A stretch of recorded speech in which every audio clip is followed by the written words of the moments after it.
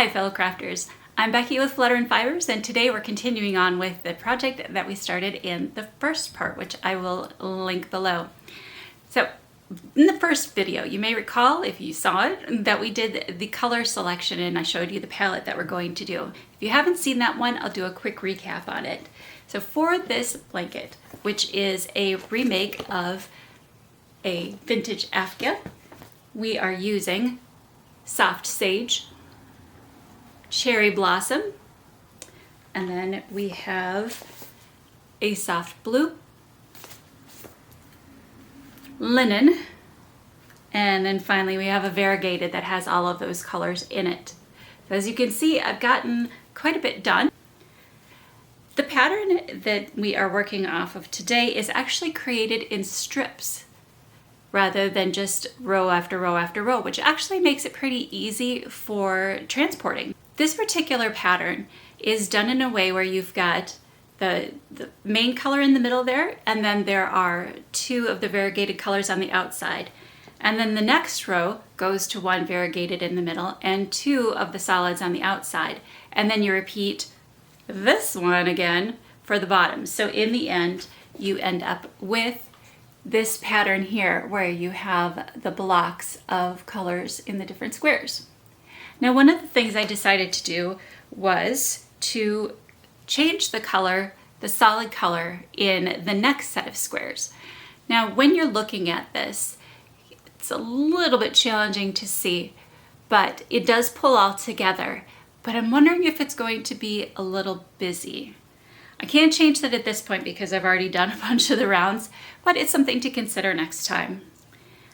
To frame all of these, there is this first row of the sage and the linen, and it comes with the three corners, and that will go in between each of those sets of colored squares that make up the mosaic pattern, we'll say.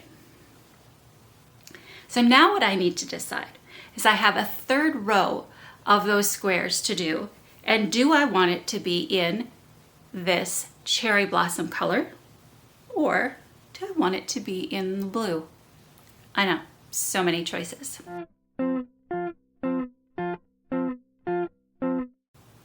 As I was sitting here, it just occurred to me that I could do this pattern even more different than I was thinking before. Let's check this out. I'm going to lay these out a couple of different ways and show you, and then we'll come back. Be interested to see what your opinion is on these.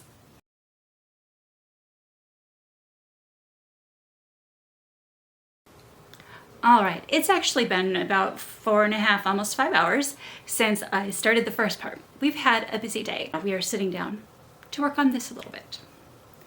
As I said at the end of the previous portion, I had some ideas on how to lay out those rows a little bit different. So let's take a look. The option here on the left is what I was originally thinking, well, not originally, but the revised thinking. And the one on the right is the color palette and the layout of the original pattern. Now let's take a look at some of the other options I came up with. Because these are done in strips, we can actually move them around quite a bit and make a few different motifs. So the one on the left is the same as on the previous image, but then we have these other two where I moved some of them around and took out those middle rows where you can see the pattern that continues on the variegated squares as well as through the solids. So that makes the blanket a little bit smaller, but not by much, just a couple rows. In option 3, we have the same smaller size without those middle rows, but the colors are kind of spread out throughout the blanket. And you can see on the edge of each of these, I have depicted a border, and of course that border can be different for whichever blanket. We can swap them out. So my question for you is, which one of these would you vote for? Please put your preference into the comments below, and I will keep this open for about 24 hours, and then I'll get back to working on it. This pattern turned out to be pretty flexible when it comes to the layout, so it'll be interesting to see how it turns out in the end. So that's where we're at with this second part of our remake of the Whitney blanket. Please do share your thoughts below. I look forward to seeing what you choose, and we will move forward with that, and I'll see you on the next one. Bye. Hi fellow crafters, welcome back. I am Becky. Is that I am pretty picky about what colors, and because in that yarn, of course, when it does when it, what's the word I want? Motorcycle going by.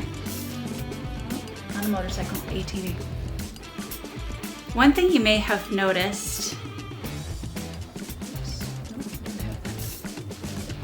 don't know what I was gonna say. What was I gonna say? Oh, I think it's time to wrap this up.